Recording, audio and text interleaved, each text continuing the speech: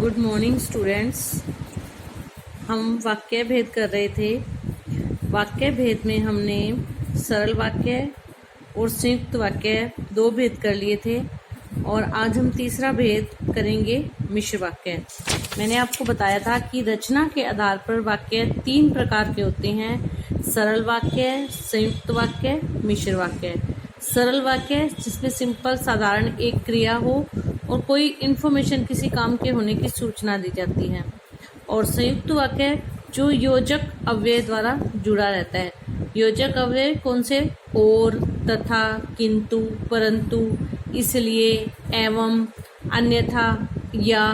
ये जो योजक अव्यय हैं इनसे दो वाक्य जुड़कर जब एक बन जाते हैं तो वो संयुक्त वाक्य कहलाता है। अब आज तीसरा और लास्ट भेद है मिश्र वाक्य। मिश्र वाक्यों की रचना एक से अधिक ऐसे उपवाक्य से होती है जिनमें एक उपवाक्य प्रधान और अन्य गौण हो।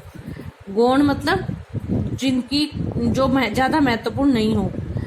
मिश्र वाक्य में क्या होता है?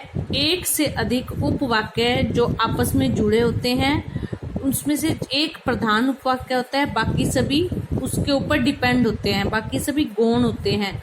तो मिश्र वाक्य में एक से अधिक उपवाक्य जुड़े रहते हैं। जैसे मालिक ने कहा कि कल की छुट्टी रहेगी। मालिक ने कहा कि जो है वो यहाँ पे क्या है? अगले दो उपवाक्यों को जोड़ रहा है और यहाँ पे ये क्या है? मिश्र वाक्य है। मिश्र वाक्य में प्राय की, जो, वह, जिसे, उसे, जो जैसा करेगा वैसा भरेगा, जैसा वैसा, उसे, जिसे, ऐसा, जो ऐसा करने वाला जो है वो गलत है। इस तरह से ये दो जो अव्यय होंगे इनसे वाक्य जुड़ा होगा। जिसे, उसे, ऐसा, जो, वही, जिसे, यह वही लड़का है जिसे मैं बाजार में मिला था। यदि तुम मेहनत करते तो सफल हो जाते। इस तरह से ये व्याधिकरण योजक होते हैं। व्याधिकरण होता है जो दो समान ना होके विरोधी हो। व्याधिकरण जो संयुक्त वाक्य होते हैं ना, वो तो होते हैं अव्यय से जुड़े। ये व्याधिकरण योजक से जुड़े होते हैं। व्याधिकरण योजक में दो होते हैं, एक रीजन एक रिजल्ट। ऐसा होता तो ऐसा हो जाता। यदि मैं समय पर निकलता तो रेलगाड़ी पकड़ लेता। यदि वह मेहनत करता तो सफल हो जाता। यदि तुम समय से चलते तो स्कूल पहुंच जाते। तो इस तरह से ये जो व्याधिकरण है, जो बाहर खड़ा है वह हमारा मित्र है।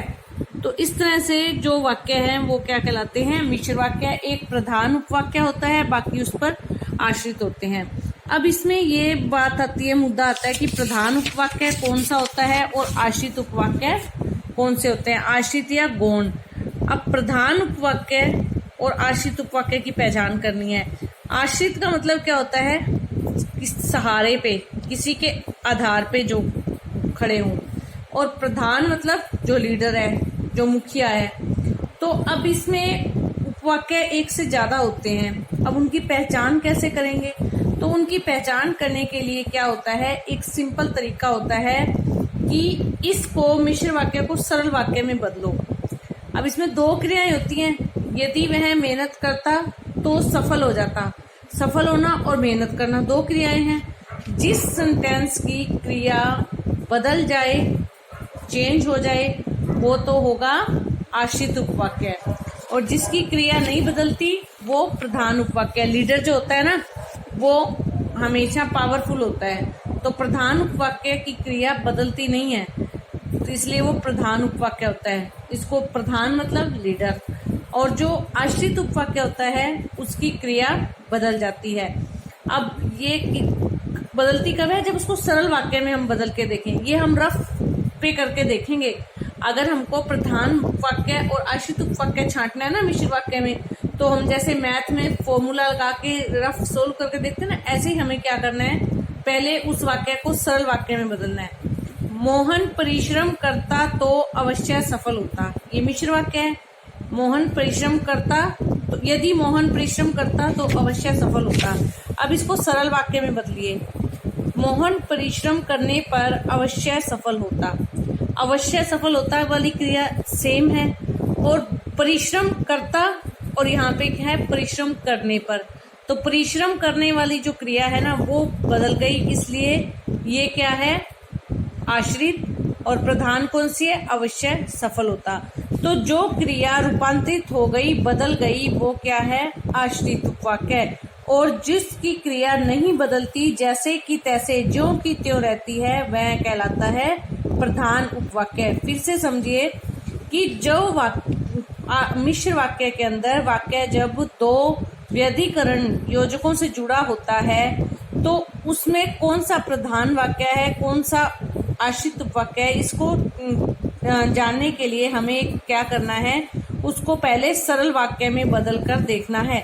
सरल वाक्य में अगर हम बदलेंगे तो जिस क्रिया, दो वाक्य होते हैं ना, दो क्रियाएं होती हैं मिश्र वाक्य में, तो जब उसको सरल में बदलेंगे तो दोनों में से जो क्रिया बदल गई, अर्थात उसके रूप में परिवर्तन आ गया, तो वो है आश्रित उपवाक्य। और जिसकी क्रिया में बदलाव नहीं आया, वो क्या है, प्रधान उपवाक्य। प्रधान का मतलब लीडर, लीडर कभी नहीं बदलता, इसलिए प्रधान उपवाक्य का ध्यान को याद करने के लिए तरीका है कि प्रधान उपवाक्य की क्रिया नहीं बदलती। अब जैसे इसमें उदाहरण में इन्होंने बताया, मोहन परिश्रम करने पर अवश्य सफल होता। अब अवश्य सफल होता की क्रिया नहीं बदली, तो वो क्या है, प्रधान उपवाक्य। परिश्रम करता और परिश्रम करने दोनों में अंतर आ गया ना, तो यहाँ पे क्या है, ये आश्रित उपवाक्य है। और अब आगे है, ये आश्रित मिश्र वाक्य में प्रयुक्त होने वाले आश्रित उपवाक्य को गौण उपवाक्य भी कहते हैं। दोनों इसके नाम है। मिश्र वाक्य के अंदर एक प्रधान उपवाक्य होता है, बाकी सभी आश्रित उपवाक्य होते हैं। प्रधान एक होता है, लेकिन मिश्र वाक्य के अंदर आश्रित उपवाक्य एक से अधिक होते हैं, तो उनके भेद भी होते हैं। वो कितने तरह के होते हैं? मिश्र वाक्य में जो आश्रित उपवाक्य होते हैं उनके 3 प्रकार होते हैं: संज्ञा उपवाक्य, विशेषण उपवाक्य, क्रिया विशेषण उपवाक्य। संज्ञा उपवाक्य ये आश्रित उपवाक्य के भेद हैं, प्रधान उपवाक्य के कोई भेद नहीं होते। संज्ञा उपवाक्य, विशेषण उपवाक्य, क्रिया विशेषण उपवाक्य। अब इनको समझने के लिए आपको संज्ञा आनी चाहिए, विशेषण आनी चाहिए और क्रिया विशेषण आना चाहिए। संज्ञा उपवाक्य में संज्ञा का रोल होगा। संज्ञा किसे कहते हैं? वस्तु, व्यक्ति, स्थान, गुण, भाव के नाम। वस्तु, व्यक्ति, स्थान, भाव के नाम को संज्ञा कहते हैं। विशेषण गुण और दोष।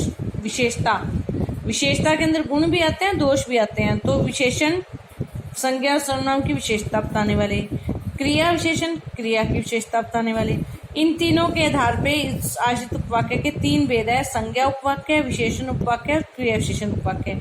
ये हम कल करेंगे, तो आप इतने तक का रिवाइज करिए। धन्यवाद।